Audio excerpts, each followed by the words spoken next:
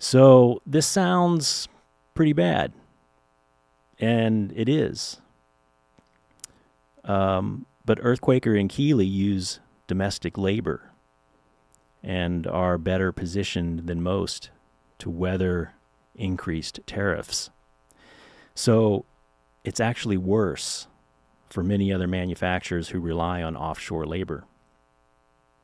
So today, we are going to try to unpack the impacts of tariffs and give our predictions on what might happen moving forward, both for Quilter products and Neunaber products, and for the Really for greater industry. music industry as a whole. Yep.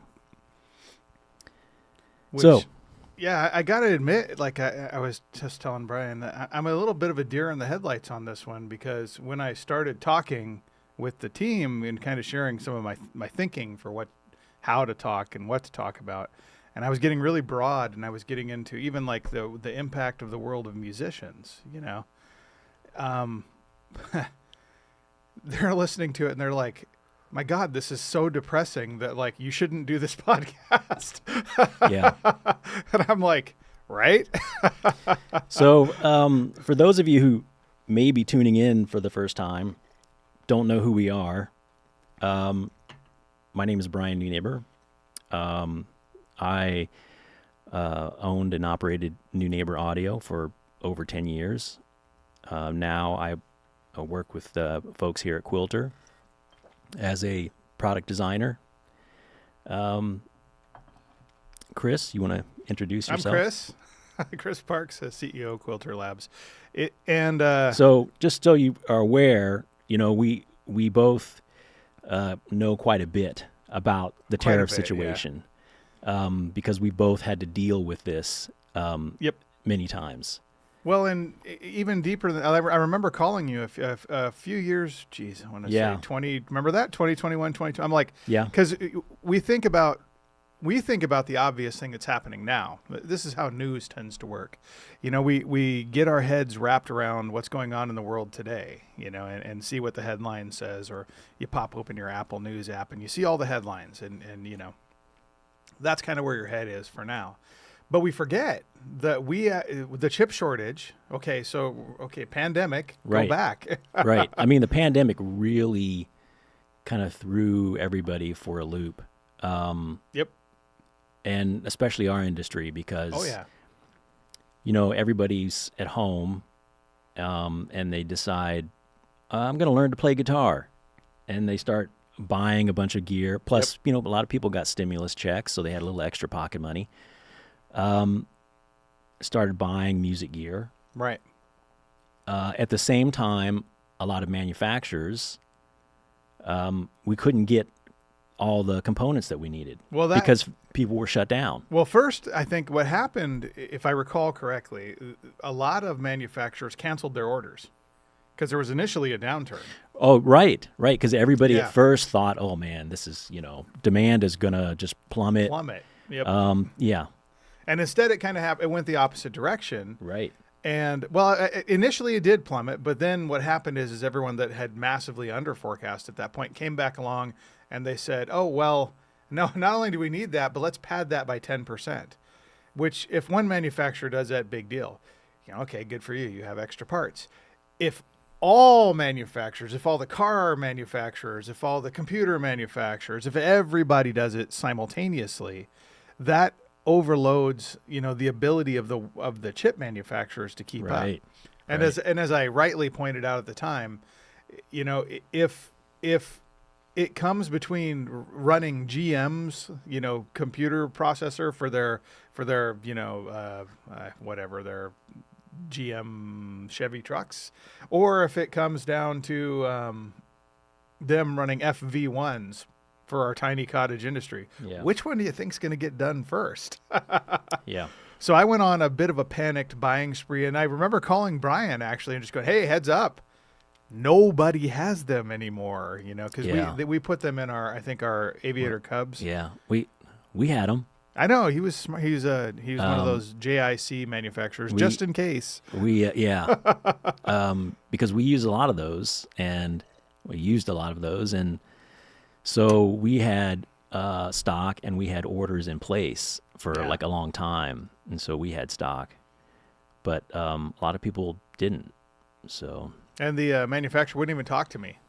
I mean, that's how bad he yeah, was getting just assaulted by people. So, but we had issues with other parts, oh yeah, and we did the best we could. We substituted where we could, redesigned where we could. yeah.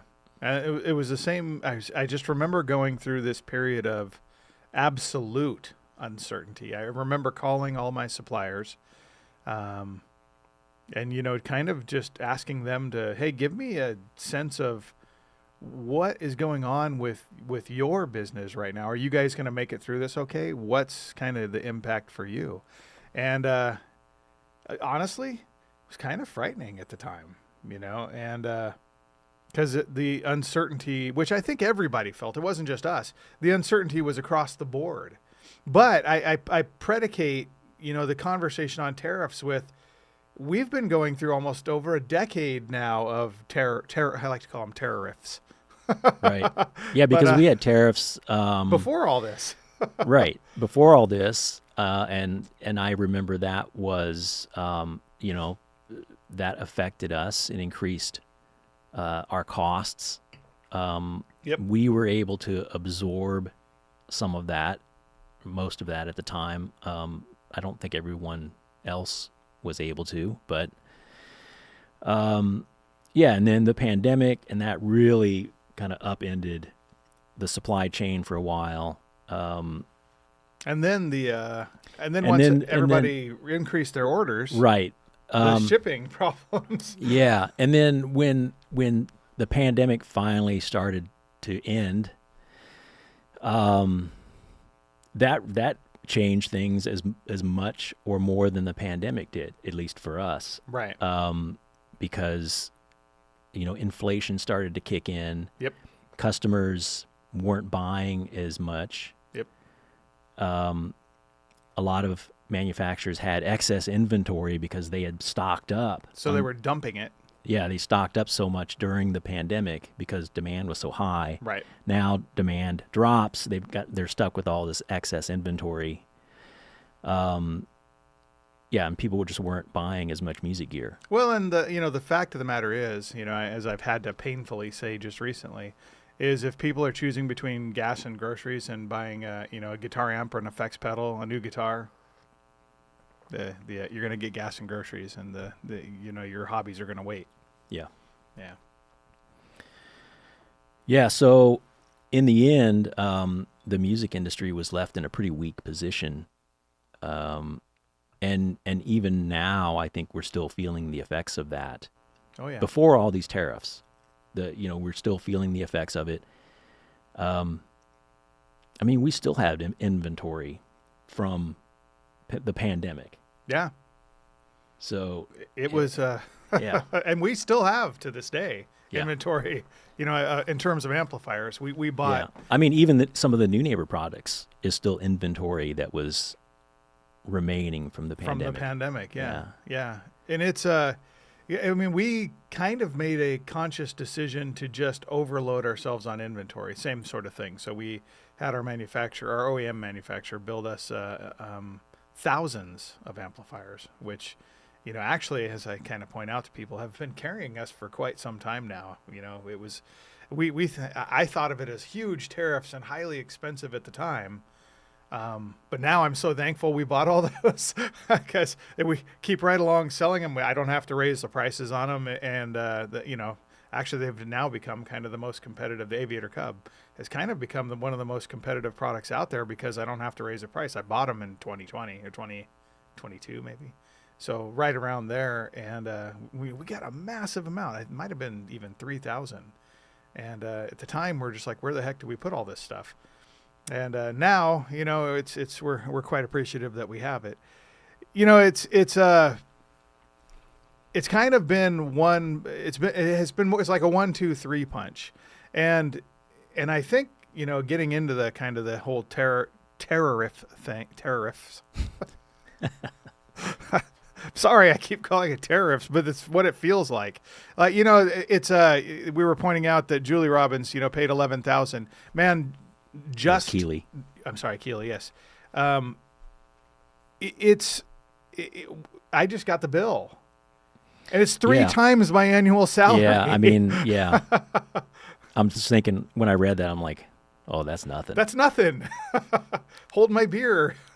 It's we just in an effort. So the now, madness of what's going on right now. It's every day it's something new. Right. And someone's in trouble today, and now that we have a new tariff, and so. Well, let's start off with explaining what are tariffs. Otherwise, I'll get mad. Yeah. I mean, I think we've all heard more than we would like about tariffs, and so many of you already know this. But for those of you who don't, what are tariffs? Tariffs. It's tax, kind of pure and simple. It is a tax. Yeah. And it's not a tax. I just was speaking to one of my coworkers, and she told me that, I had someone telling me, oh, yeah, they're taxing China. Not true. No. I'm paying the bill. Yeah. I know that for sure that's not the case. It's a tax on imported goods. It's a tax on imported goods. And it's paid by the importer. Yes. Which is us. Us. Yeah. I mean, you know this because you've been paying those tariff bills. Yep. I know this because when I was running Neunaber, I would pay the tariff bills. Yes. And it's like I said, an inordinately large amount. And so tariffs are taxes on imported goods, period. I mean, and they're paid by the importer. So your favorite manufacturer, whether it's Earthquaker devices, whoever it may be, Keeley, any one of us, JHS, all of us collectively, it doesn't. That's, I think, part of the misconception too. Well, if you make your stuff here, like Earthquaker does, like JHS does, like to some extent, we still do the same thing ourselves here. We're still assembling parts here, but the reality is there just are no parts that aren't made offshore at this point. I can't run and get resistors from, over in here in Los Angeles, go run and grab myself some resistors and transistors. If those are made, they're coming from, well, hate to say it, largely China. I mean, maybe in some other cases, Malaysia, Indonesia, there are other places where they're made. I'll tell you where they're not made. They're not made here. And so for our little cottage industry that survives on making electronic, equipment, we don't have a choice in this matter. So it's heavily impacting, especially the mom and pop shops, and we're a mom and pop shop. We're not, even though we try to present this beautiful image of a big corporate blah, blah, blah. No, we're a mom and pop shop. There's like 5 or 6 of us here. We're a tiny little company, So what are the tariffs now? Like, they change so much. It's hard to keep up. What is today? So, but I think you recently paid a tariff bill. Over 55%. Over 55%. But mind you, it's not 55 as advertised. It's often over. So there are some things that are lower. But recently, that we went into it was 134%.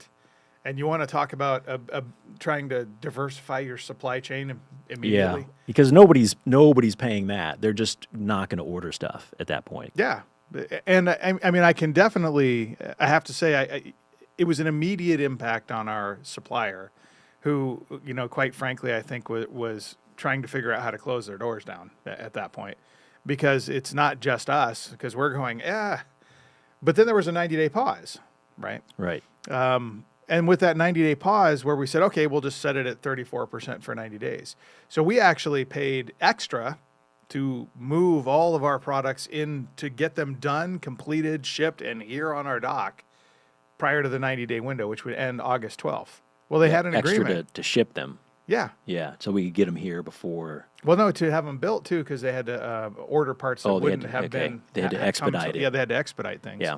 So all together, we wound up paying extra to get the stuff here in the first place. And then it arrives only to find that, they made an agreement. So now it's at the agreement amount. Forget Yeah. the August 12th thing. It doesn't matter, you know?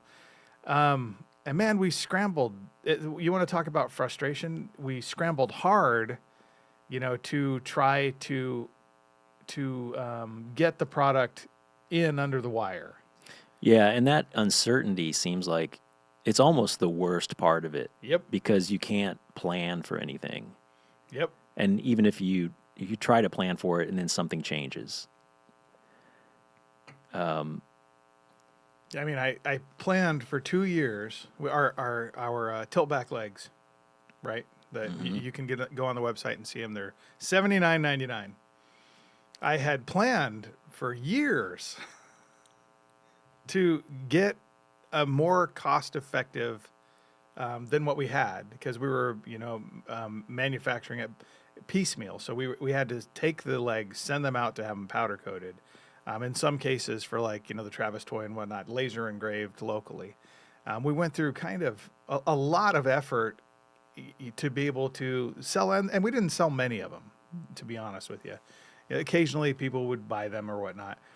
Then the plan is to come up with a more cost-effective alternative so that we could ultimately be able to deliver a better value for the customer. So again, as I point out to people, it's a case of we didn't start the race to zero, but we're in it.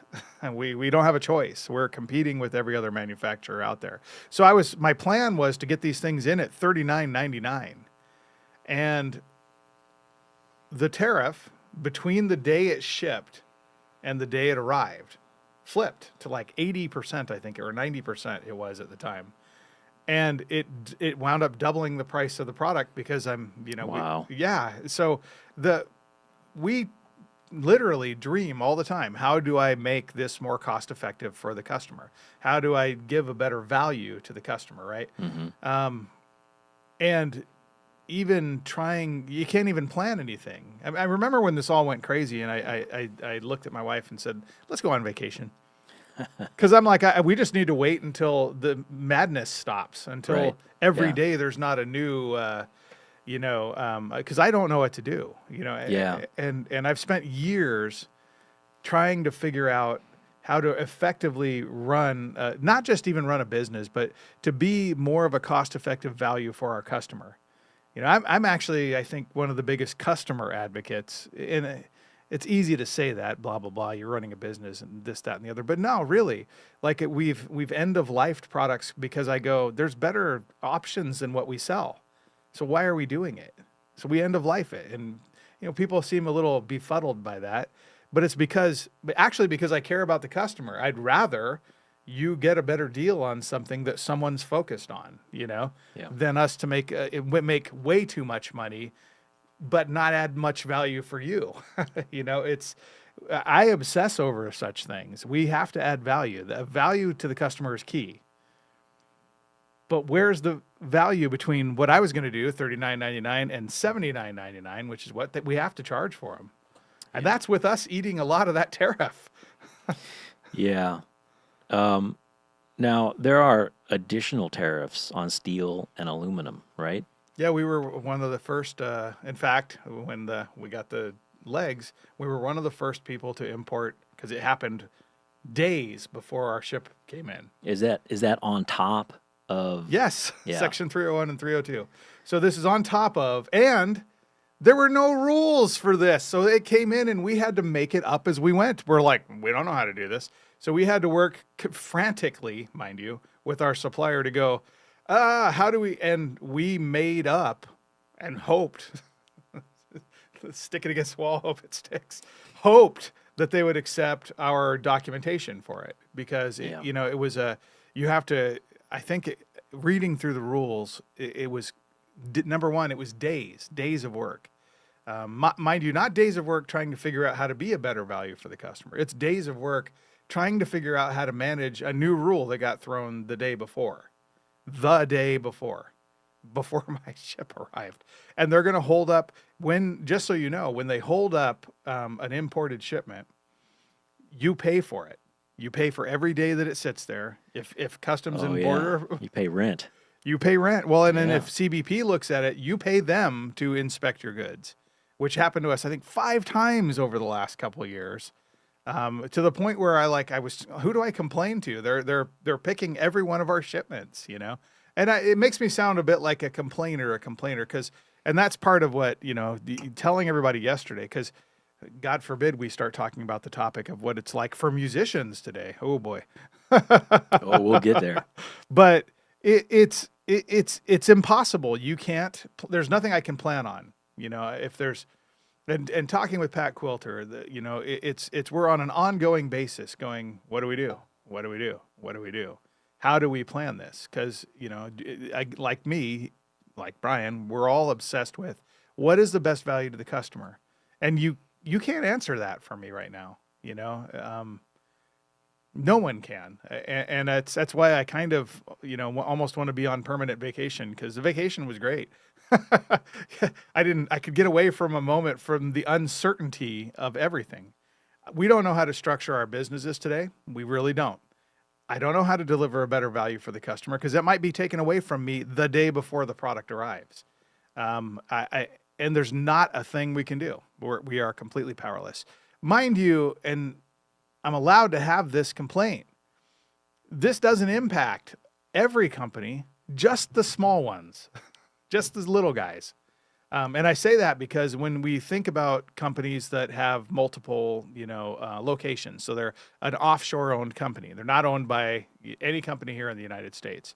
And they're importing, and they have a factory in China, and they have a distribution facility here in America, some sort of company that distributes in the United States.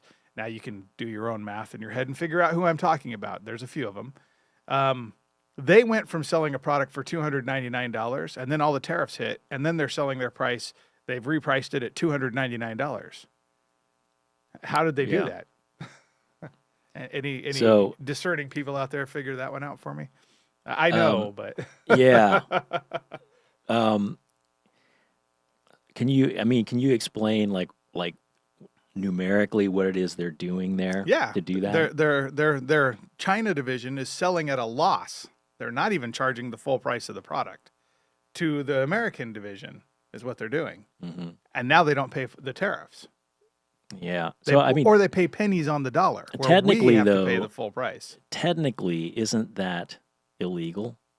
Yeah. So, but get the China company to prove it. Yeah. So, but it's not being enforced, and it might actually be hard to find, or impossible. I mean, their cost of goods is we know what our cost of goods are. Yeah.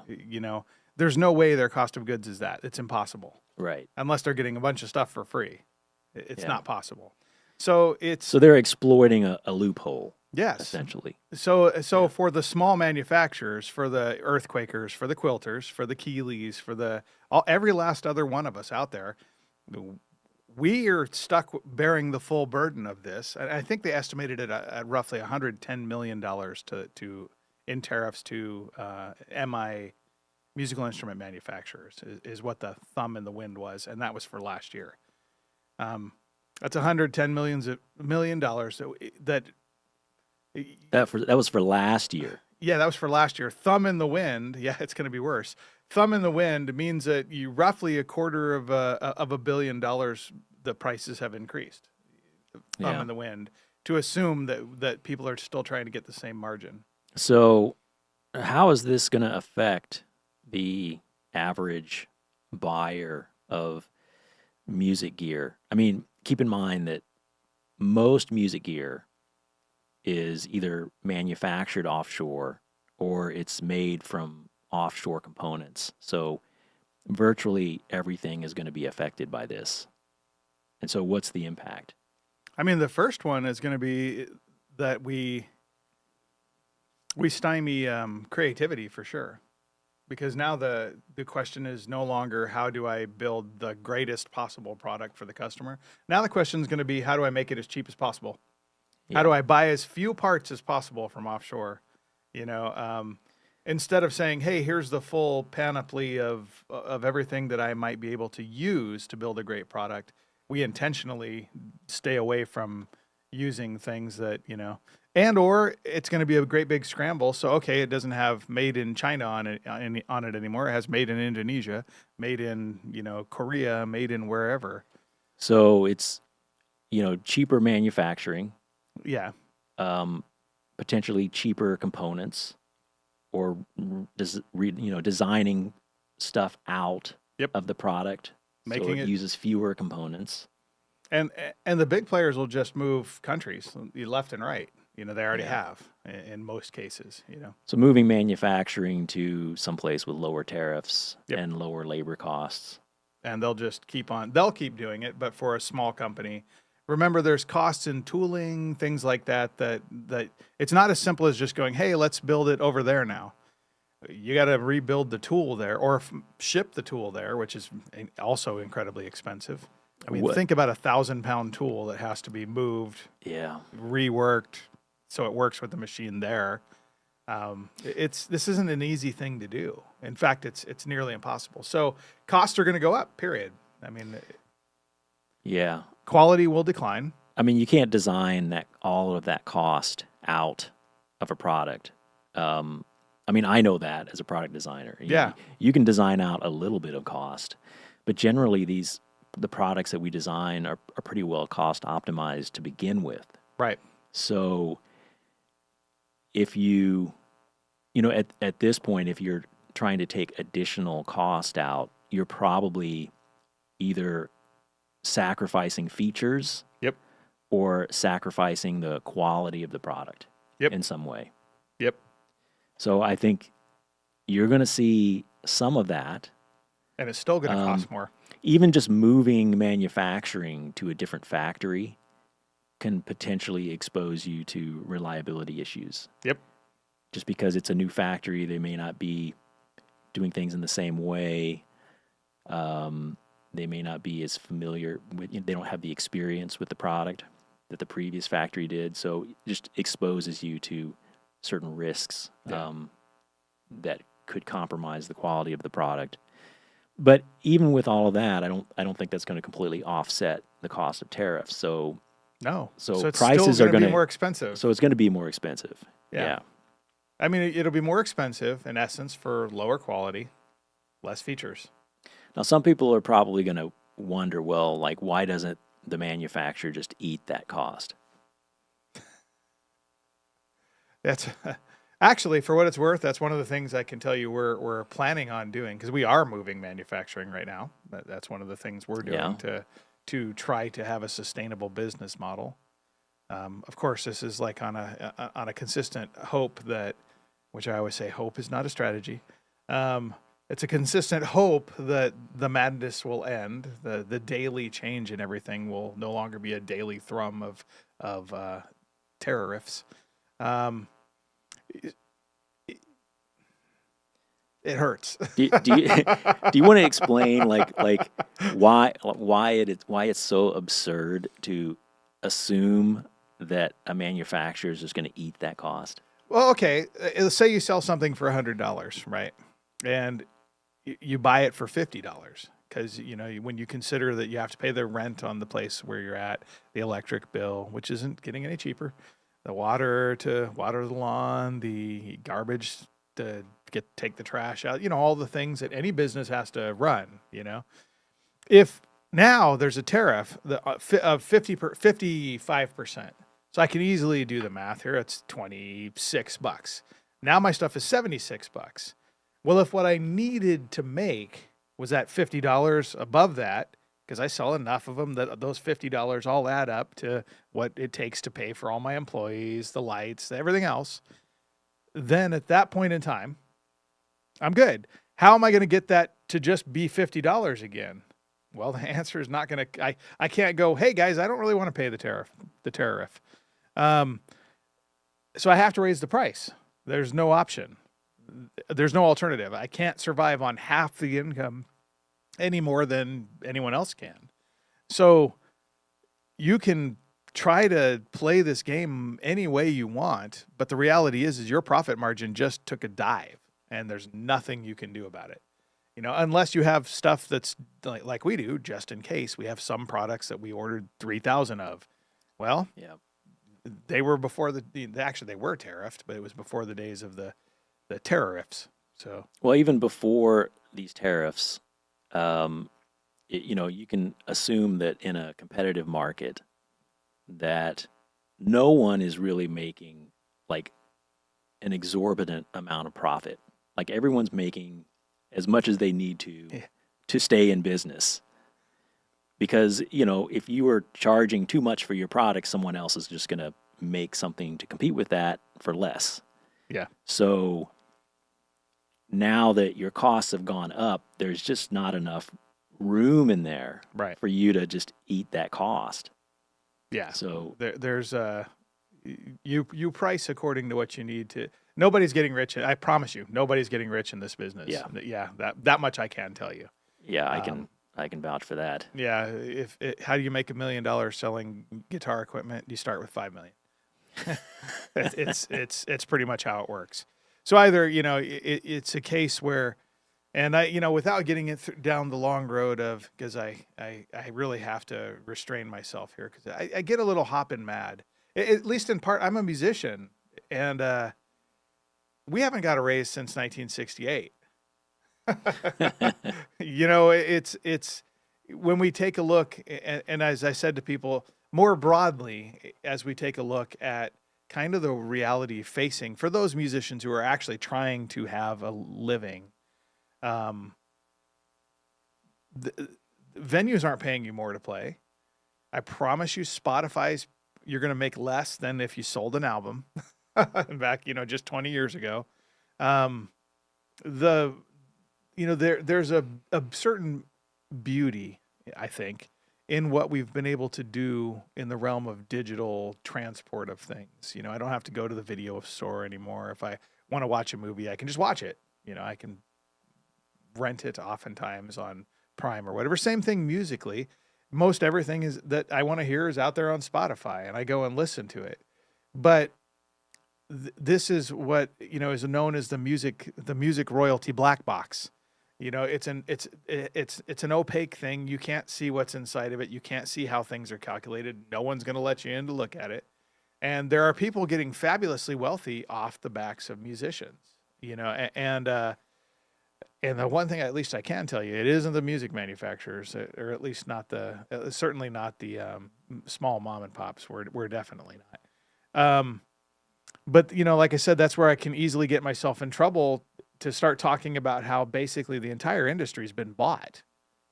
And at least in part, it's part of it is going through this process and seeing the absurdity of the unfairness, both from the standpoint of the musician and the standpoint of the manufacturer. I had Ron in last week, which I had interviewed him a couple weeks back, but he was talking about how they were trying to give him a contract that would be, some good money for him. But what he had to give back for that contract was absurd.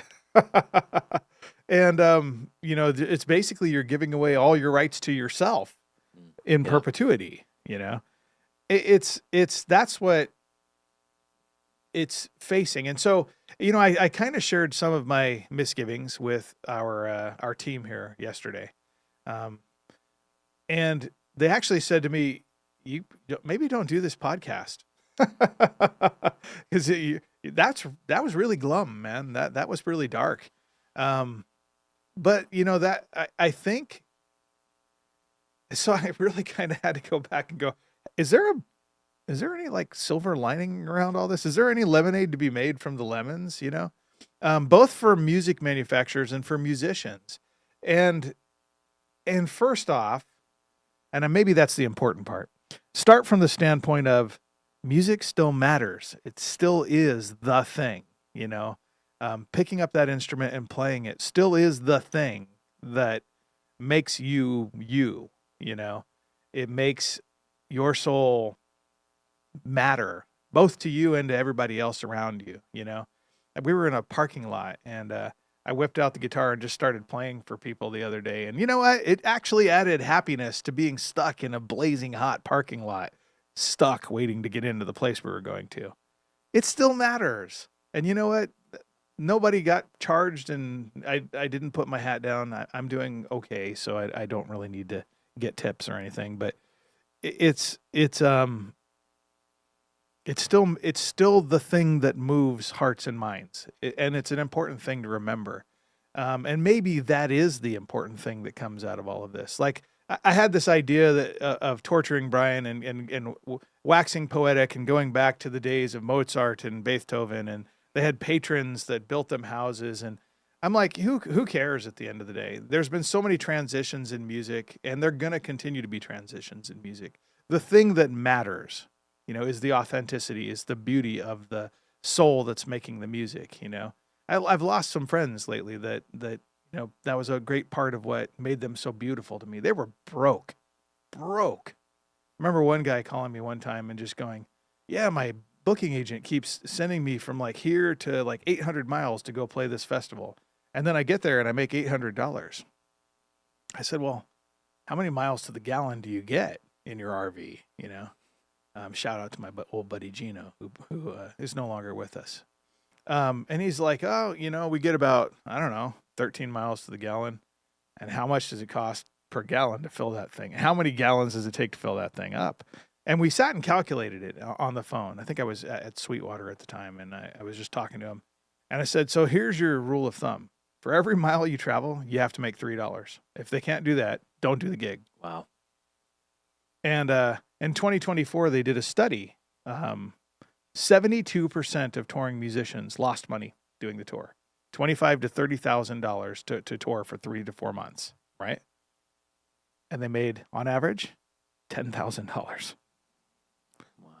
And that's why everyone's like, Chris, this is depressing. I'm like, yeah, but that's not what music is. And it's a part of the reality is you have to, it has to come from the soul. It has to come, and you have to be communicating, with other people's souls. I mean, if you're going to try to do this for a living, first off, mad respect from me. If you're going to be a manufacturer. So again, Julie, yeah, talk to the Senate committee, please. Yeah. For all of you out there that are going through exactly what we're going through. Yeah. I mean, this is our dream too, right? We have big dreams of like going out and trying to making a living and being able to retire just like everybody else. But if you're trying to do that with music, mad respect for you. You haven't got a raise since 1968 and it's not coming. Who cares? Stand up in the face of it and say, man, I'm going to do it anyway. I mean, so I don't want people to leave discouraged. I do want you to be cognizant of the realities, for people. There is a relative unfairness for musicians. I'll start there, that the whole floor got taken out from underneath them. Everybody was mad at Lars Ulrich. Remember that back in the day of Napster? Cause he's like, guys, the music industry is dead. We're all toast. And everybody's like, oh, you're a millionaire, bite me, dude. Guys, Lars, shout out to Lars. You called it and it's dead. You can't make a living by coming up with music, not to mention just the oversaturation of it. Because anybody with, even I'm making an album, for goodness sake, it's ridiculous. Anybody can do it. And yeah, I mean, on the flip side, anybody can do it. On the flip side, the democratization of music means that you can actually get it out there. So the reality is, and that's where I wanted to kind of say, what is the positive thing, both for manufacturers, for us, right? How do we survive this? So I want to end on, not like we're trying to get out of here right now, but I want to work towards the positive. That's my goal today. Okay. Well, yeah, this is going to be hard. That's quite the task. Well, I thought about it. That's where I'm glad I shared it with everybody, because they said, dude, this is so depressing. You should not do this. Right. And I said, it's the reality. Well, it's the truth is the truth, whether we like it or not. Better to be honest with it and deal with it and move forward, right? And I think we have a valuable perspective on this. Yeah. That could, illuminate some of our customers. Yeah. About how this affects us and might affect them. Well, and it's something to think about too, as you go forward and consider these things. It's useful perspective when you're dealing with music manufacturers, for sure.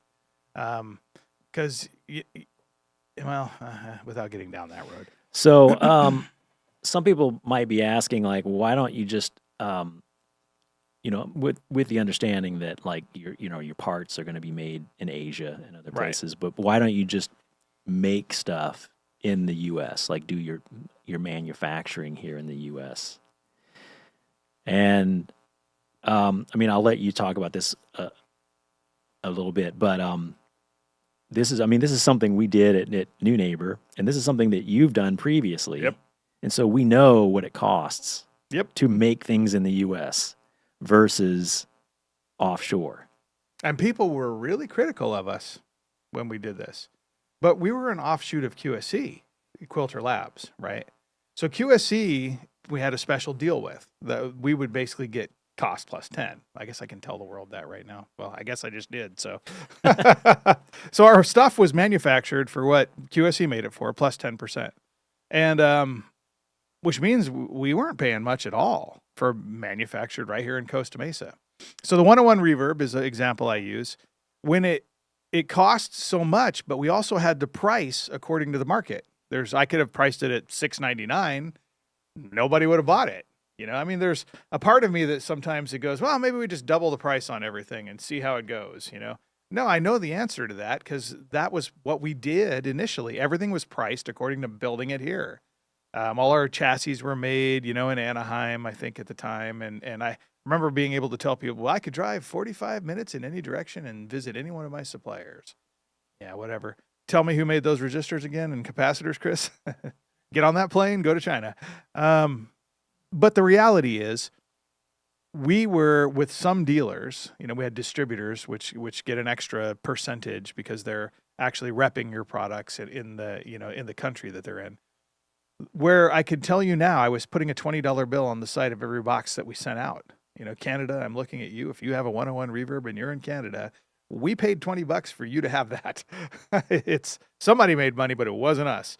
And we had, I think, started with the microblock 45, experimented going offshore. And then we did the 101 reverb, partly because QSC's like, you're selling enough of those guys that, because we did price according to the market. So our margins were slim. We took it offshore and had them manufacture it for us because QSC was getting a little bit annoyed. And that's what everyone's like, oh, people are losing jobs. Not a person lost their job when we made that transition that we know of, period. So it was just simply a transition to a more profitable manufacturer at that point. And we were then making $100 per amp. Yeah. That was the reality of moving it offshore, Yeah, I don't think most customers really understand how expensive it is to make things in the U.S. relative to, someplace like China or other, not all other Asian countries, but many other Asian countries. I remember when you first saw the costs. Well, when we quoted it out overseas. Yeah, it was stunning. Yeah, the difference was stunning. But just to give you kind of a sense, so when a manufacturer says, they label their unit and it'll say made in USA or made in China or whatever. Right. In order to say made in USA, more than 50% of the cost of goods of that product has to be attributed to U.S. sources. Now, if you're buying all of your components from outside of the USA, that means that at least 50% of the cost of your labor cost or of the cost of the product has to be U.S. labor, right? And so when we would make things at Neunaber, I would, break all this down into a spreadsheet. And because so much of our cost was U.S. labor, I could actually say made in USA, even though we were buying virtually all of our components, would come from Asia or other places. Right. But that gives you a sense. Over half of the cost of the product was just U.S. labor. Yep. So that's pretty expensive. Right.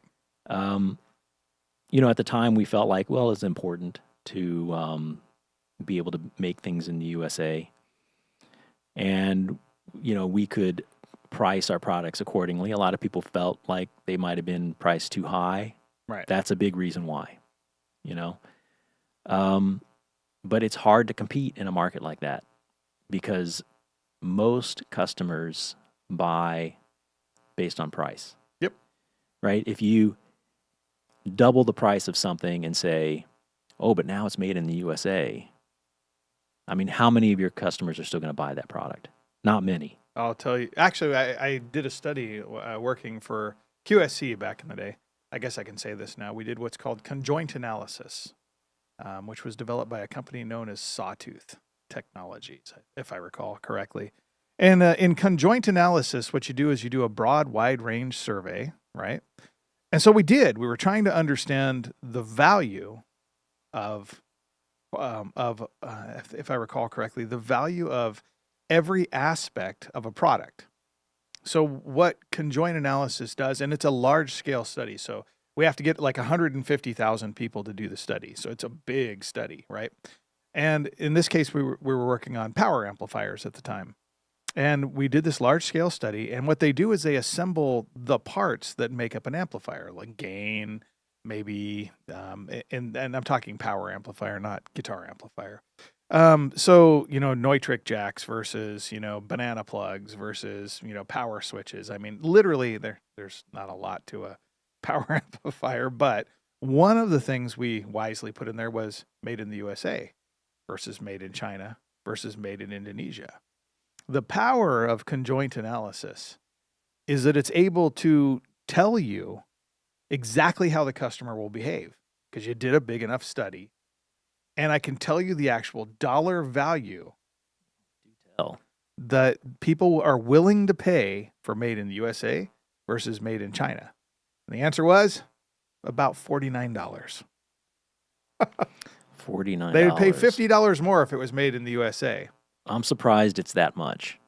Well, and this is on a $600 product. $600 product. Okay, that was my next They'd pay question. 10% more, roughly, for a little under 10, but for the for that difference. They frankly didn't care. So they'd be willing to pay 10% more, but it certainly doesn't cost. You can't build it for 10% more. It's impossible. Yeah.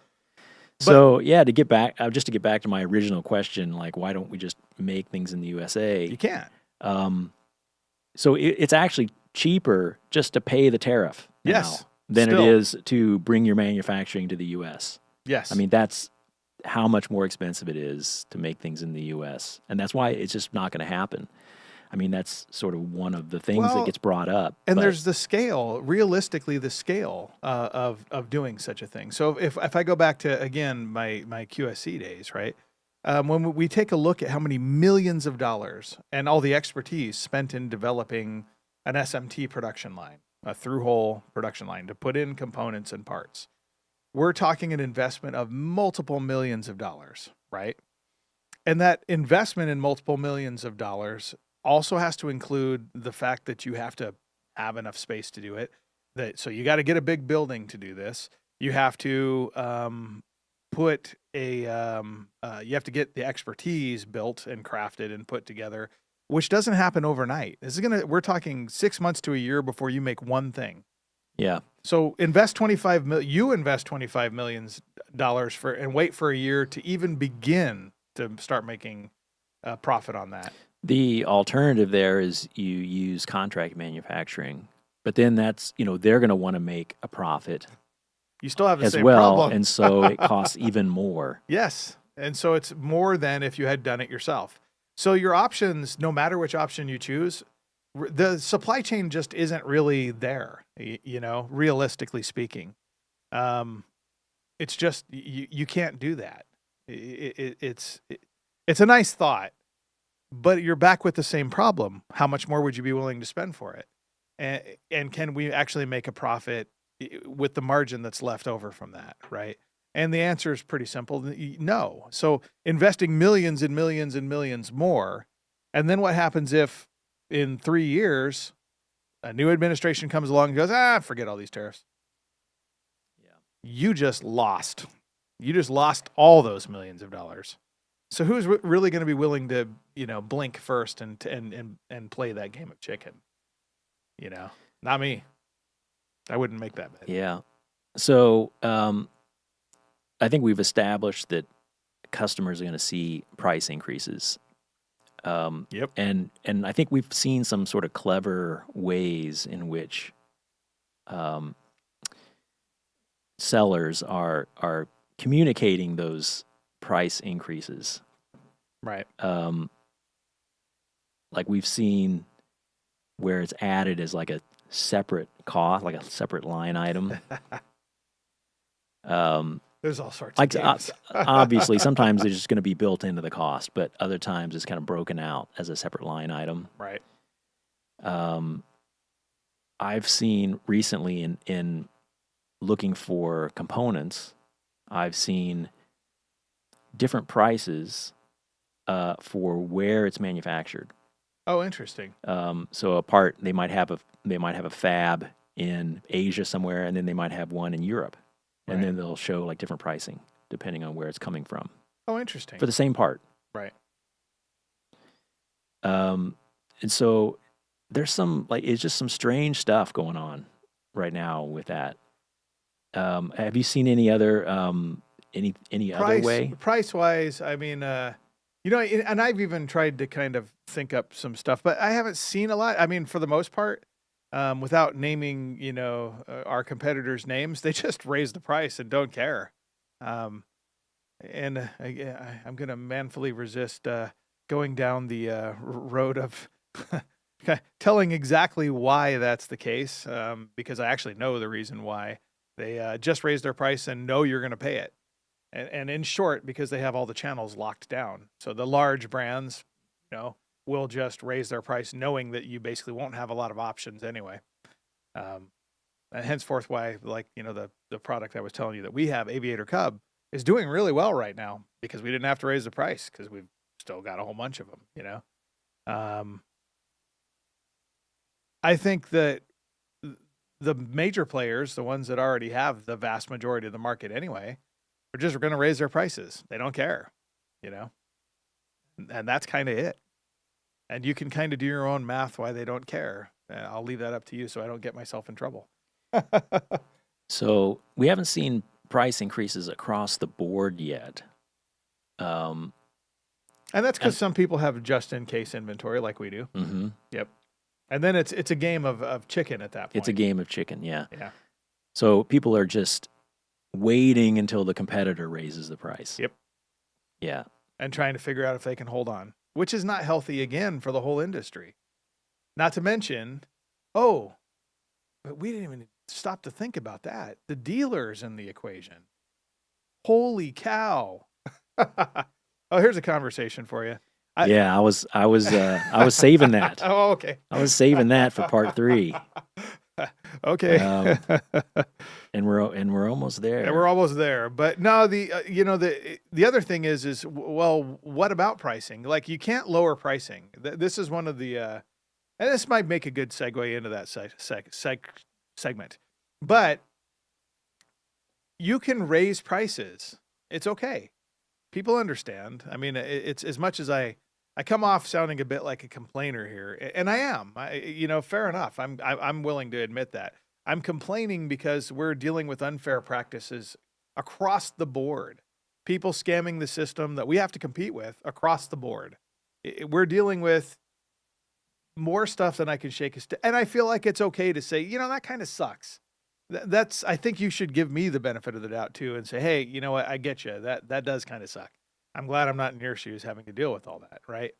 But at the same time, one of the biggest single problems that we have is how do we swallow that going forward? Like I just felt it, but it dawns on me. We felt it. What's going to happen next? Who's next in line? And that's the dealer, right? So pricing strategies for large companies, well, they're very straightforward about it. If you're going to raise any prices, you have to tell us 30 days in advance. If you're planning in fact, now we want to know exactly what inventory you have on hand. We want to know how much of it you have on hand, and if any of it's attributed to anybody else. Well, there are some things we just don't have to tell because it's collusion at that point. But it becomes a case of that's this month. What happens next month?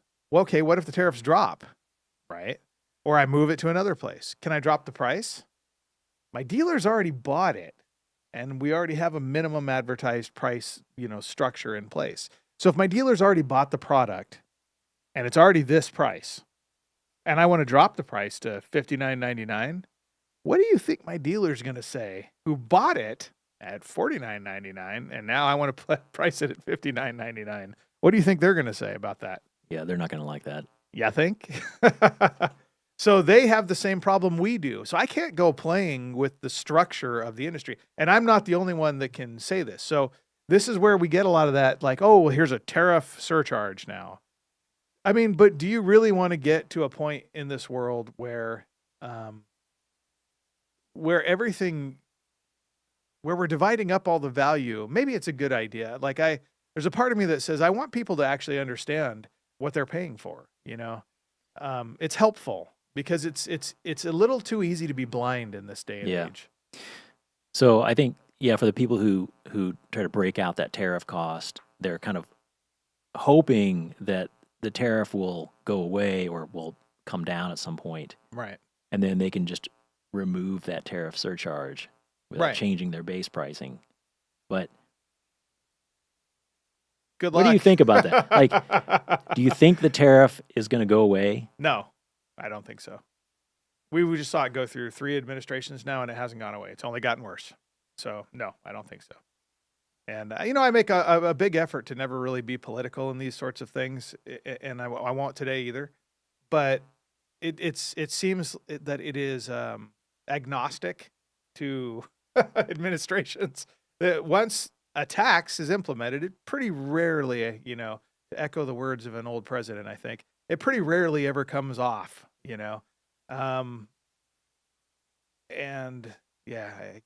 no, it's not going to go away. So if you got a tariff surcharge, might as well just leave it there. It's going to go up, but it ain't going to go down. And the other thing is just trying to play the game of passing that on to the just the tariff itself to the customer. Like I wanted to do that, right? But how do I do it in a way that makes sense, right? So I had this crazy idea. Well, what if we priced all our stuff at exactly the difference of the tariff? So all of our prices were suddenly weird. Instead of $3.99, it's now $473.27. And we say, well, here's why we've priced it that way. Man, nobody's going to care. When you're a customer, when you're looking for a product, you're just looking for the product. And comparing it to other between pricing at various sources. And you're asking yourself, hey, how do I get it at the best value for myself, right? The best cost. You don't care that we did a weird thing with our pricing, and you're not going to look into why we did it. You're not going to care at the end of the day. Yeah. I'm a consumer. I buy stuff too, and I don't care that I know that I'm dealing with this and everybody else is dealing with it. I get it, but no one cares, so you can try to play all the games you want. At the end of the day, you got to have to price according to what you believe the future to be, no matter what, and wherever you price it, you're going to be stuck there. I mean, do you think your dealers are going to want to let go of the tariff surcharge if you're not charging it anymore? I don't think so. Yeah, I actually think that across the industry, we might see an increase in offshoring because of this, right? I mean, people say, the tariffs are intended to bring manufacturing back to the U.S., but it's still cheaper to offshore it and pay the tariff. Yep. And now that you're paying the tariff on the imported components, you've got to take cost out somewhere. And so if it's cheaper to manufacture it offshore and pay the tariff, I think you're going to see more manufacturers start to do that. Yep. Which is the opposite of what the intended effect is. Or the stated intended effect. The stated intended effect, yeah. But, and the only ones it really is going to impact is going to be the small guys. That's the other thing. Yeah. Little companies like ours, little companies like, most of the cottage pedal industry, a lot of the amplifier companies out there, the independents, Bad Cat, I'm looking at you around the corner. And it's been a struggle for years for a great many of these manufacturers. So no, this isn't going to help. I mean, it's still, I promise you, a lot less expensive, even at 100% tariffs. is about the point where I have to go, yeah, I probably could make it cheaper here. You know? Do you think this might stifle innovation, at least in the short term, because now the focus is going to be on just cost savings and improving efficiency? I think, boy. Well, I don't think anybody knows what to do. I don't think, as I talk to other friends who run other companies in the industry, they're as lost as I am. Yeah. I have friends that work for actually large corporations that are trying to figure out what to do. They don't know either. I mean, I think that could go a couple of ways. Some people are going to be just overly concerned with how to bring that cost out, Right. or at least some of it. On the other hand, you might have people who decide, well, let's just go up market, and it's going to be more expensive. Let's just make a more expensive product with Right. more features, and we'll target it at a customer who has more money. Right. But that sort of leaves out your, your middle and lower end of the market, Yeah. which is most consumers. Yeah. I mean, that's a tough one to, again, like I agree that will likely be the case.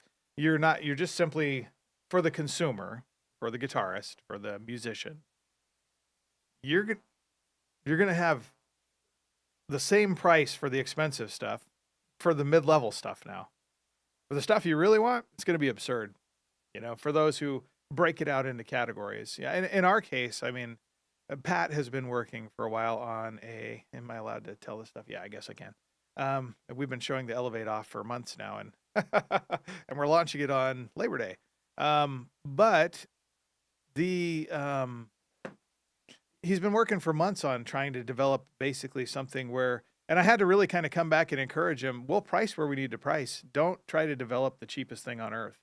Our strategy going forward, I think, has to be still to build the best things for the consumer, cost what it costs, and which is to say, don't go crazy and throw everything in the kitchen sink at it, but still do the things that make the product valuable to the customer, But he's been designing a product to try to kind of have an austerity amplifier, basically.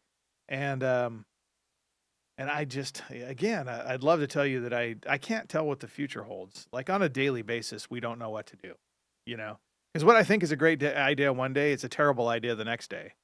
And, we scrambled to get products here and wound up really paying for it, And now that you've said you can't predict the future, I'm going to ask you more questions about predicting great. the future. Will dealers be squeezed out as manufacturers shift to direct sales, Okay. Amazon, etc.? Yes. If you like the mom and pop, go visit them quick before they're gone. That's my best thing to. Okay, look, the reality of our industry is we all had to swallow a whale of tariffs. And when I say a whale, like I said, 3 times my salary, my annual salary, is what they're taking out of our account. And God help us, they'll show up with guns if it's not there on that day. Yes, so 3 times my annual salary, and I'm the CEO. You think, oh, well, that tells you I don't make much. But that's what we have to absorb just to keep running, keep the doors open, keep the lights on, keep running the business. And even that probably still isn't gonna solve the problem. We're gonna have to reprice things no matter what. We are going to have to, and of course, do you think that means we're going to sell more now that we're more expensive? Probably not. Again, I can't predict that future, but I'm talking about us. Let's move that up one level to the mom and pop dealer. Actually, let's move it up to the Sweetwaters and Guitar Centers and Tomans and the big giant corporations out there. They all now have to choke down, well, the 50% tariff increase, plus leaving room for the margin for all of us manufacturers out there. They now, if they're going to hold any inventory at all, have to choke down an even larger amount than we do. So, well, how is that the case? I mean, yeah, because it's a larger capital outlay. We raise our prices, so their cost flow. But their margins haven't changed. Maybe. Well, I'll tell you what, their sales volume certainly has. Their sales volume certainly has, yeah. So do you think there might be discussions somewhere out there among dealers about sharing some of this burden, Sure. right? As we say here in the industry, everybody takes a haircut. Yep. No, I think frankly that most small dealers are just going to shut their doors. I don't think they can manage this level. Look, what we just got hit with, I don't think the average mom and pop dealer could deal with that. And this is going to be across the board. Like, we're just amplifiers and effects pedals. They are, they're everything. Guitars, everything's getting hit. So if all of your expenses, again, back to what I was saying for manufacturers, it now all applies, the same thing applies to dealers, but it's more dollars because manufacturers increase their prices because of the tariffs. That means the dealers are going to pay more than the manufacturers did across all categories. And this is why, like, our larger dealers, like, communicated immediately with us and said, hey, give us the facts on this. Tell us what's going on. What are your price increases going to be? You got to tell us 30 days in advance, because they can't just swallow that size of an increase. They can't. Even the massive corporations out there can't do that. It's just too big. It's a number that's too big. I mean, imagine all your costs are double. Well, that's what they're facing. The mom and pop shops, maybe there's really good ones there that have a very strong establishment in their local communities that really kind of have gone the distance, and they've differentiated themselves by and that's an encouragement for me. Differentiate yourself. Be unique. I was talking with Todd Zilla from Nashville. He used to run Corner Music back in the day in Nashville. And him and a partner have started a business where they're really kind of taking a different approach. And a shout out to Todd Zilla. I wish I could remember the name of his company that he was running. But him and his partner have come up with a new novel approach to how to really kind of get the community there in Nashville to be a part of the store and kind of really get behind the local musician. That's magic. He might survive. I really thought it was one of the most forward-thinking mom and pop type dealers I ever saw. For the most part, I don't think many of them are going to be able to manage this. It's too big. Do you think that consumers and mom and pop shops will pivot more toward used gear? I think everyone's going to pivot more towards used gear. Because obviously there's no tariff on used gear. Yeah, so. yeah. Used gear, and used gear is going to wind up being better than the new stuff. Well, and quite frankly, I mean, the music gear market is sort of a glut of equipment. Yep. So I don't know. But you have to decide for yourself if that's what, if that's what you want. You can always buy used stuff. Like, I buy used stuff too. I get it. But there's always, and I've gotten gear that didn't work when I got it, and it doesn't come with a manufacturer's warranty, and so now I'm sitting there in my shop trying to figure out how to fix it myself. It's it gets back to, is it better for the consumer ultimately? What's the best thing for the consumer? And for those people who play music and who have a passion for it, and really they're just trying to enjoy themselves, to create art. It breaks my heart a little, but I think that's part of the effect, that we'll really kind of be trying to patch up everything and hold on to everything as long as we can, realistically, which means new and inspiring things are going to have that much harder of a time. And as we're about to release a new and inspiring thing, that's a little painful to say, but it's how to add more value. That's the thing that manufacturers have to ultimately realize. Add more value, and quite honestly, you're going to have to price accordingly for it. Yeah. So before we start to wrap this up, if any of the viewers out there have questions, now would be the time to type those into the chat, and we'll answer those before we wrap up. So there's one. You said you wanted to you had a positive note that you wanted to. Well, okay. So what to do? Manufacturers, I'll talk to you first. I'll just be honest about what we're thinking. Number one, just in case. It's what Brian so smartly did in the days of the FV1 shortage, the chip shortage. Figure out what you have to. The world's not getting any calmer these days. You need to have enough inventory on hand to weather things like this. That's been a lot of what's carried us kind of as far as we have, is just having the inventory on hand. Secondly, my best advice to you: the world doesn't need more cheap instruments. They don't need more cheap garbage. Thoughtfully build better stuff. Price it like you have to price it, you know? And that the temptation is to say, oh, I got to be as cheap as possible. You will never beat the used market.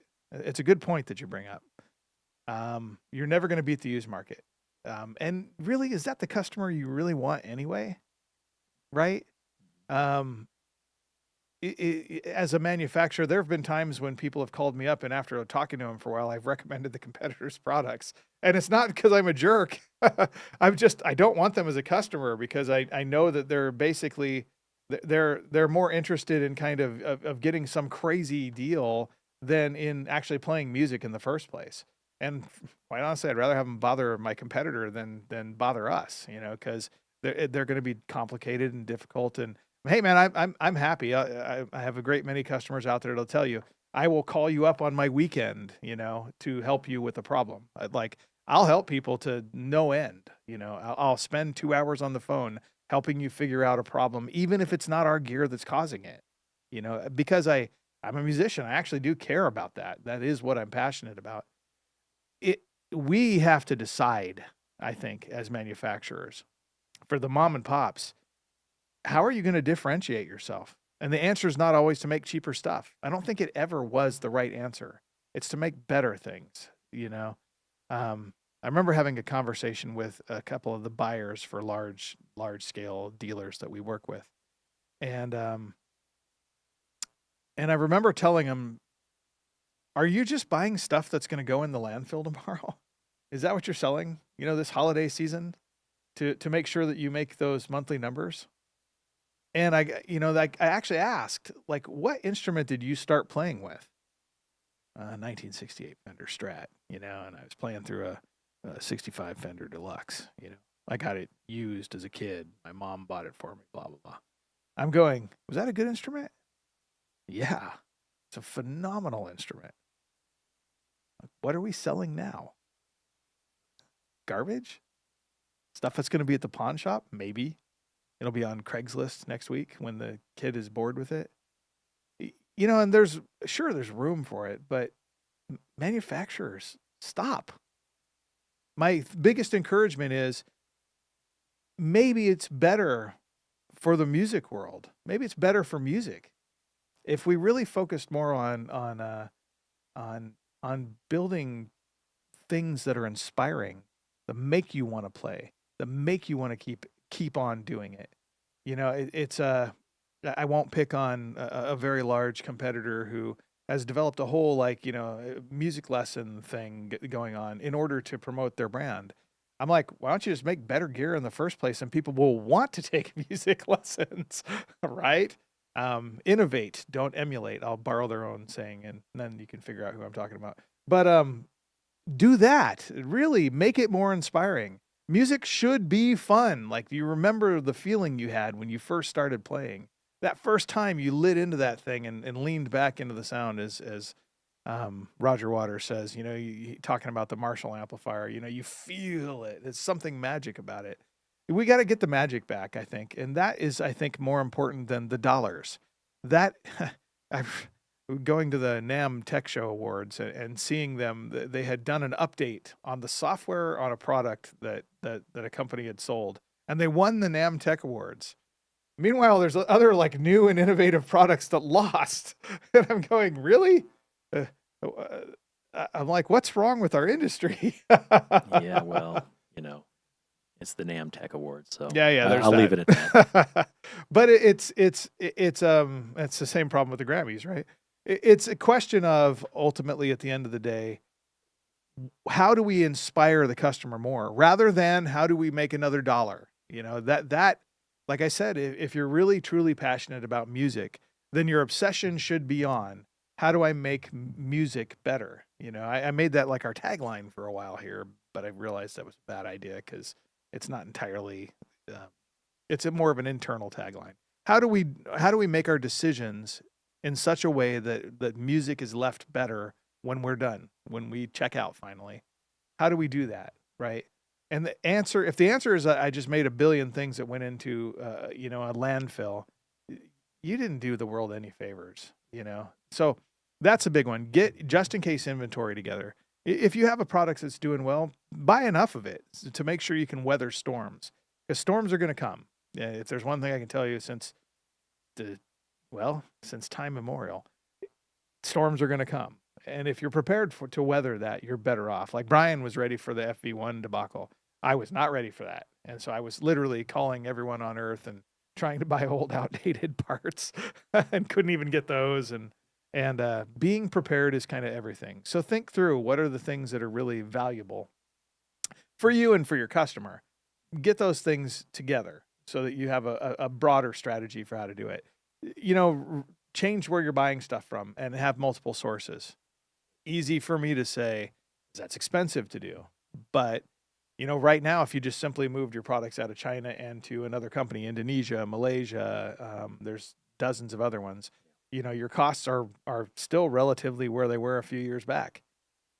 Today, who knows what next week holds. But get into plan together for how do I kind of think more broadly. I mean, I wish in my heart of hearts, in my dream of dreams, we would actually have more cooperation amongst independent manufacturers. We are up against forces that are at play in our industry that we have no control over. Sometimes, with some of the very large companies, the large manufacturers have a budget that they're allowed to tell the dealer what they sell. Not the other way around. The buyer doesn't even have a say in it, right? And that's weird to me, but it dawns on me that the thing that the buyer does have a say in is a tiny sliver of what actually gets sold in the marketplace. Maybe it would be wise of all of us to kind of work together. And I'm here to talk about it. Call me up. I'll talk with you about it. I mean, we had a show. We called it the Block Party a few years back.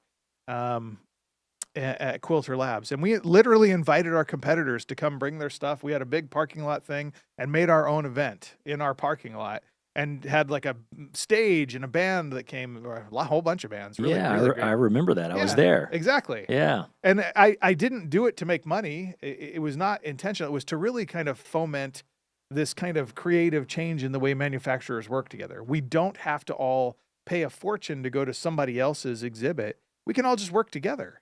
And man, I that's the big one.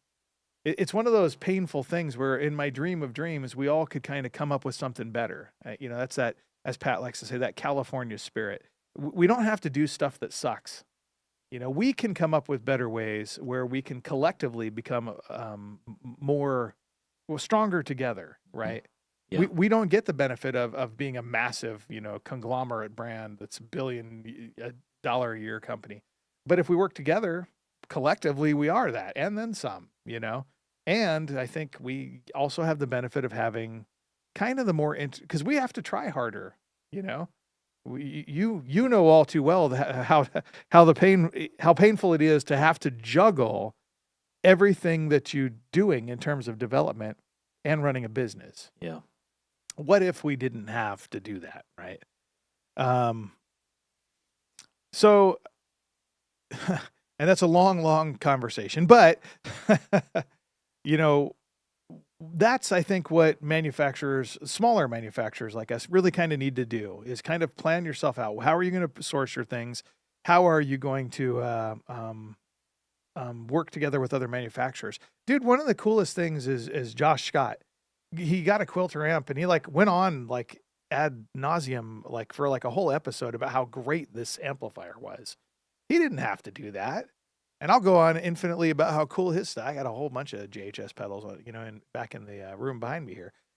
They're great, Yeah, man. Thank you for that, by the way. It actually really made a difference for us. People were buying stuff like crazy after that. Thanks, Josh. That's cool. and I'm just as happy to talk about other people's stuff. And I think we all kind of collectively need to work together. And it's easy for me to say, and I recognize it's hard to do, right? But we are all a little bit of a slave currently to the system that we're in. And I've never liked that. I've always wanted to bust out of that. And why are we doing this nonsense? Here I am showing up 50 years after the industry has established something going, oh, why are we doing this? Like an idiot. But I'm always that eternal optimist trying to make lemonade out of lemons, So, would you like to make one bold prediction for the industry's future? Not one that won't get me in trouble. If I had to make one bold prediction, wow.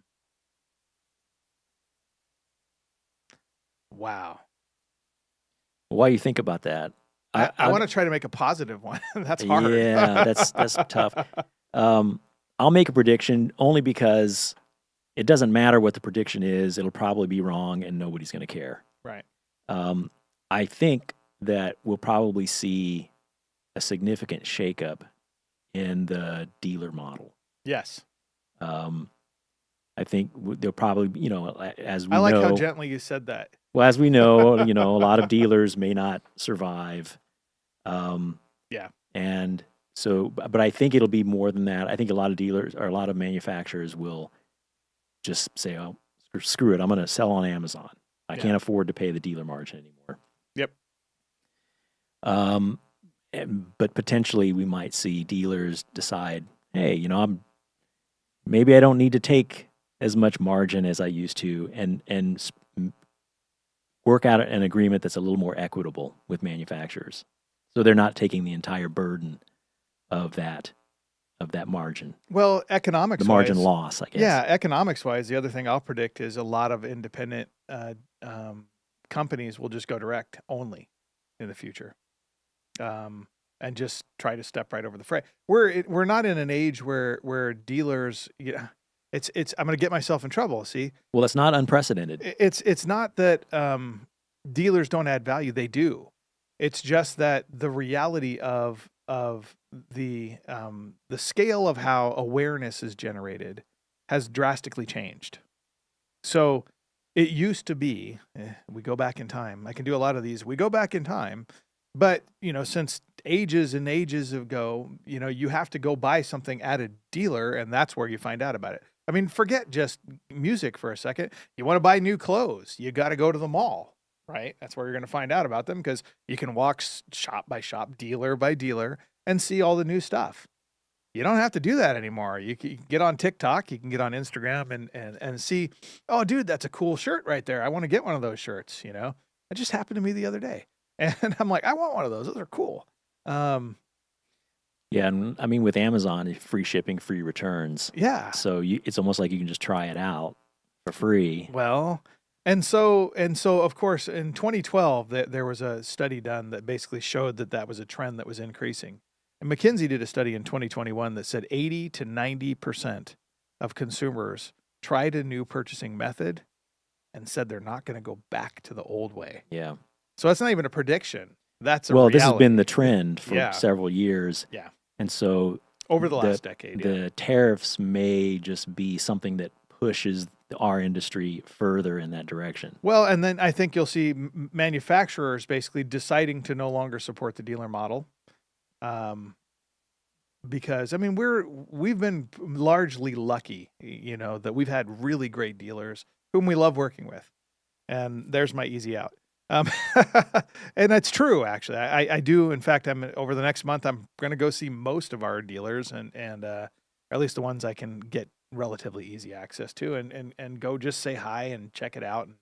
But the value proposition has changed. And I think that for the manufacturers of music equipment, because we have the same problem that everybody has. How do you find out about our stuff?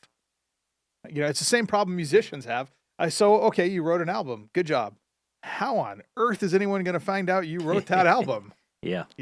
Come talk to, if you've got ideas, by all means, post it in the comments below. And I'm dying to know how to get the world to see through the giant malaise of noise that's out there, right? How do you differentiate yourself in any way, shape, or form that anyone even cares, right? This is what us manufacturers have to do, just like musicians. And then the dealer cashes in on that. They're not out there clanging our cymbal, I promise you.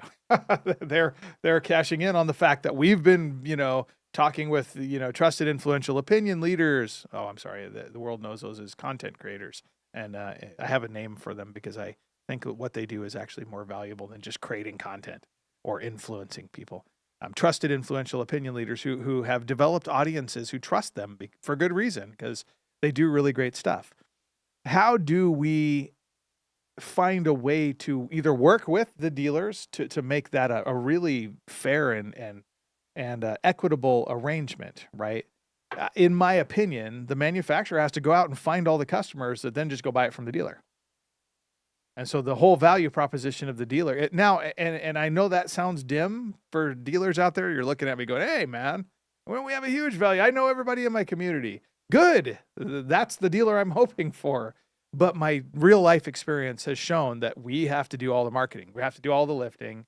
Nothing new about that, I suppose. But I'm just saying, if you're doing all the marketing, how long does it take for a manufacturer to go, hey, you know what? I'm just going to go direct.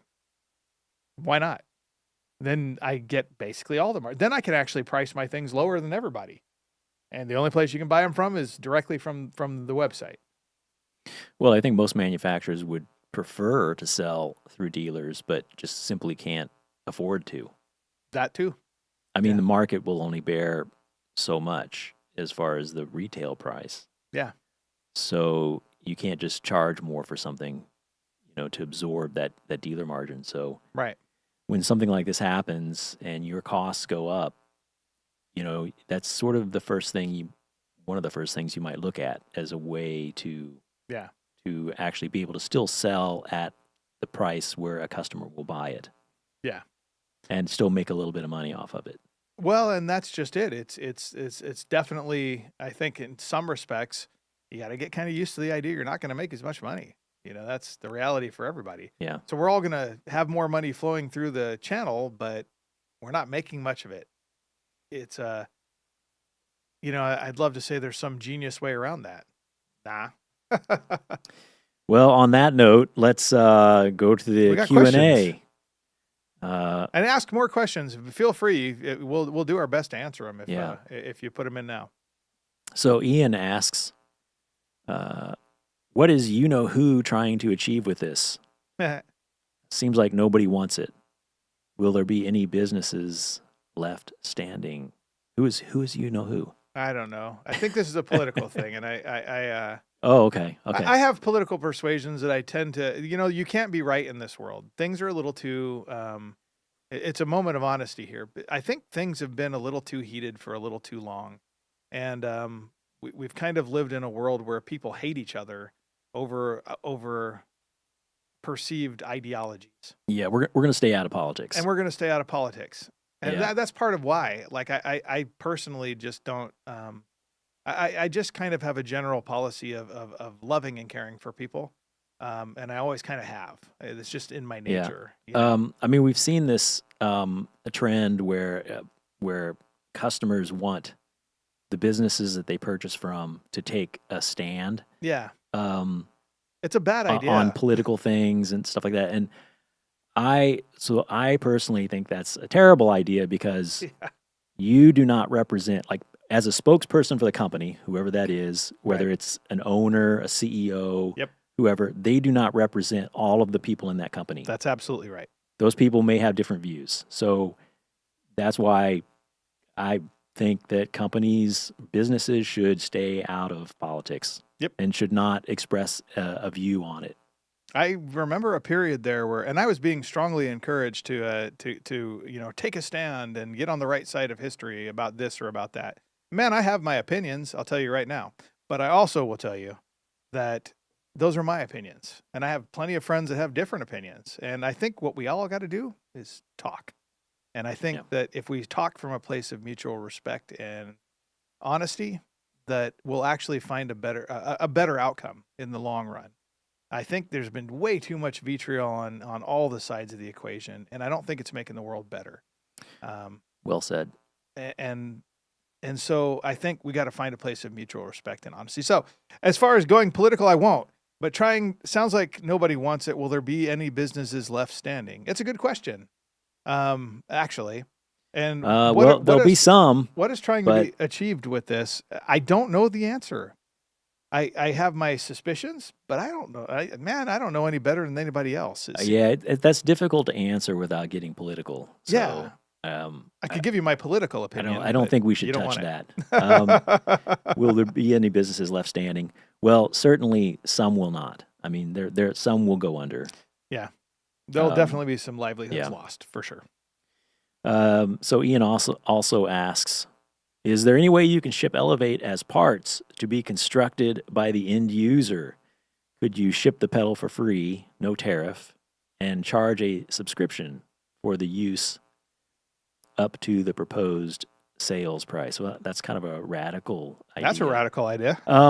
Well, there wouldn't be no tariff on. Oh, I see what you're saying. So ship it for free, so there wouldn't be a tariff, and then charge a subscription. Yeah, that's pretty radical. I think that might be a little. That might be hard to convince people. I mean, of that sort of model. Yeah.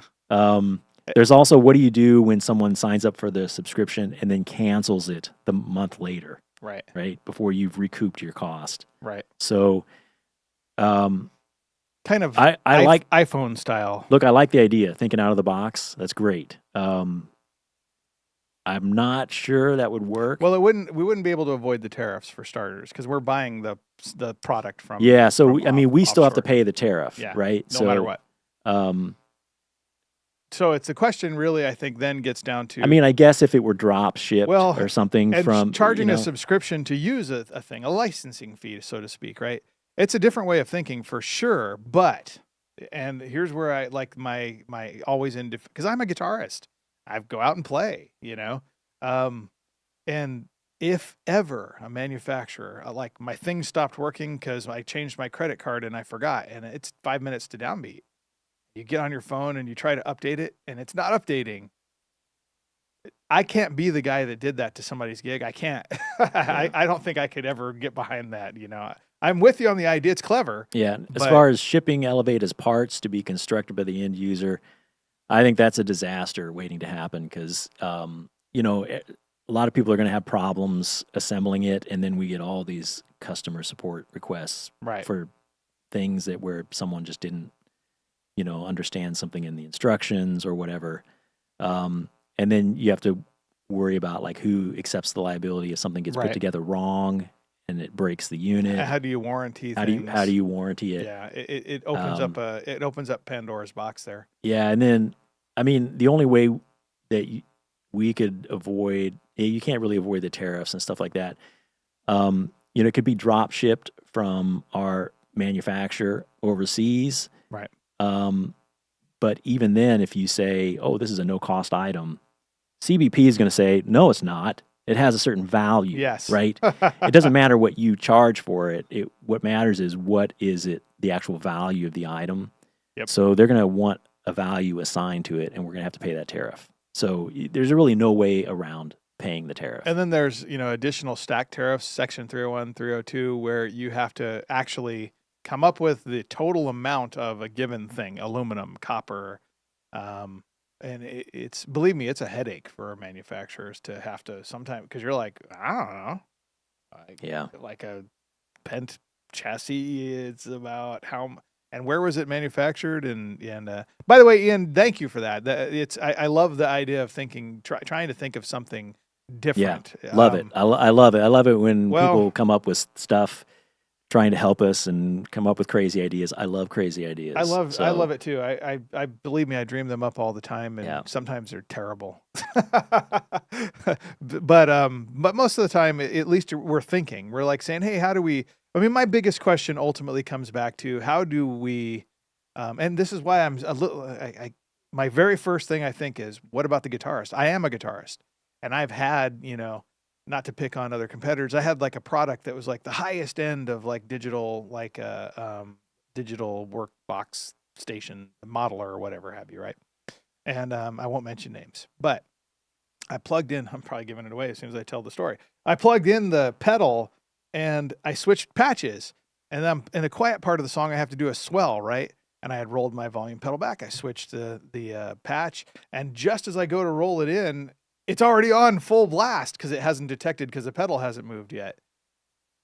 That was so embarrassing. It was just terrible.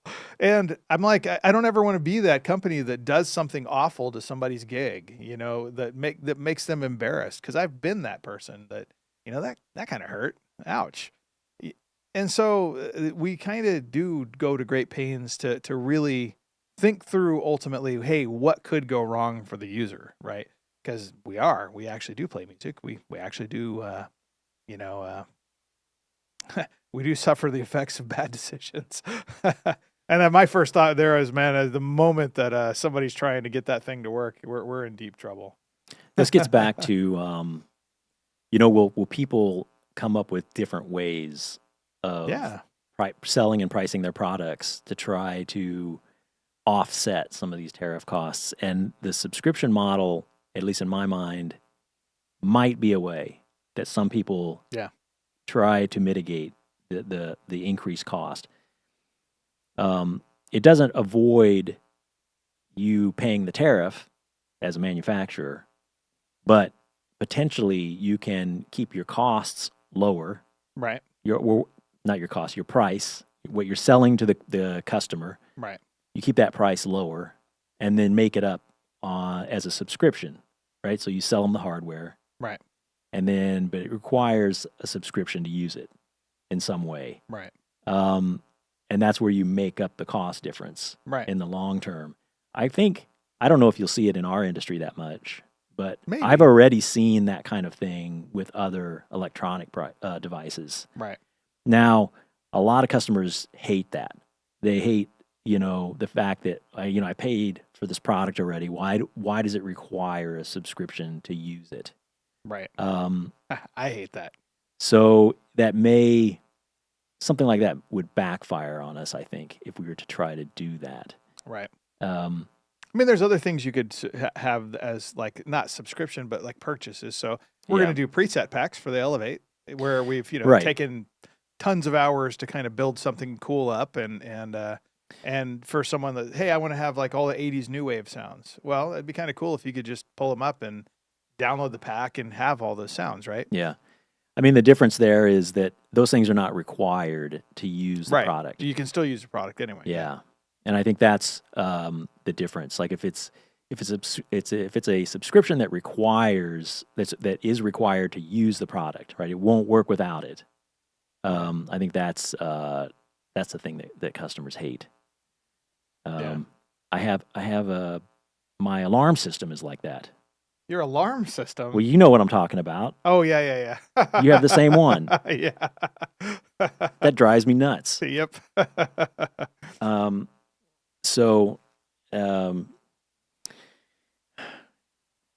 guess that's it for the questions, right? Has anybody got anything else? I think Ian just noted that several companies famously taking existing functionality away and putting them behind paywalls. Yep. And it's super unpopular. Yep. I agree. Ian, Absolutely. You're on fire today. You are. Send us your email address and we'll send you a t-shirt. Email info@quilterlabs.com.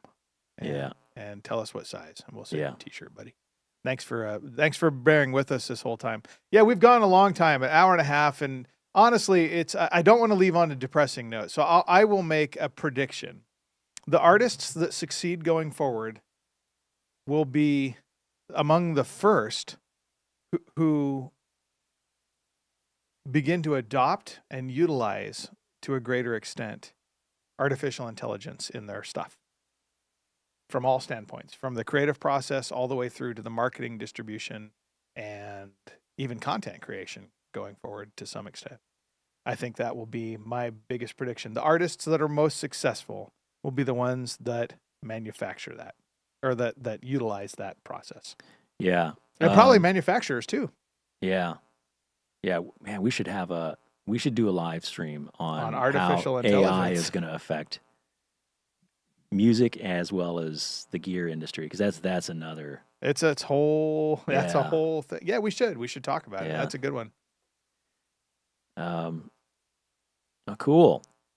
I guess if there's nothing else, we'll wrap this up. Yeah, we'll wrap it up. And thanks again for listening to me bitch about everything in the industry. Really appreciate that. No, Yeah, thank you all for tuning in. You know, my team told me, maybe you don't want to do this. And I kind of thought, yeah, maybe you're right. But you know what? It's why, like, I got into that little diatribe in the middle. Guys, music isn't dead, and it isn't dying, and it isn't going away. It will continue because it means so much to, before we started, I was sitting here playing an old song, thinking about my old friend Gino. And I was singing a song about that I'd written many, many years ago.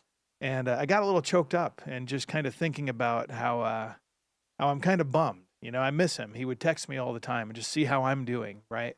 And I don't get those texts anymore, and I kind of can't have that back.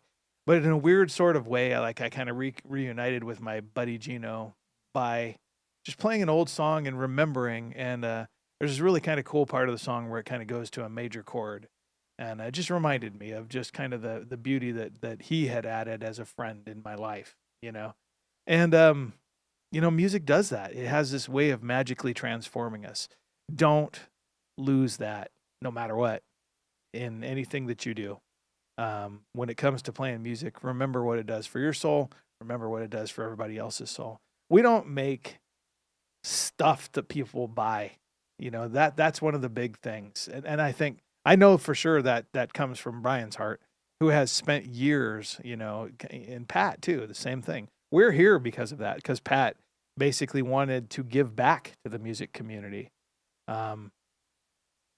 It's what it does is so important, for our souls, but for the souls of other people too. Just yesterday, we were stuck waiting at to get in the line to get into Wednesday it was, to get in line to get in at San Onofre because the beach was so full we couldn't drive down, right? So we're sitting there out in the baking sun. And I pulled out my guitar and just started playing songs for people. And it was really cool, actually. And it was such a reminder of what music really is, how it connects us. People I didn't even know are singing along with me. It's kind of fun. To songs that I made up, We still have this amazing gift, this amazing power to kind of connect people, to connect with people. Don't let my pessimism find a way. I still remember, I wish I had the video. I would love to end it on that note. Eddie Van Halen, they said, what if you came out today? And Eddie's like, I still would have made it. And he said it so like nonchalant. I mean, there's so many shredders out there now that have gone way past his technical prowess. And it wasn't about the fact that he could play what he plays. He said, I was more determined. That's what I want you to carry away from this. So take that good note, and thanks, guys, so much for tuning in, and I guess we'll see you next time. Yeah, we're going to talk about AI. I want to do that. All right. Next time. All right, buddy. On The Q Show. The Q Show.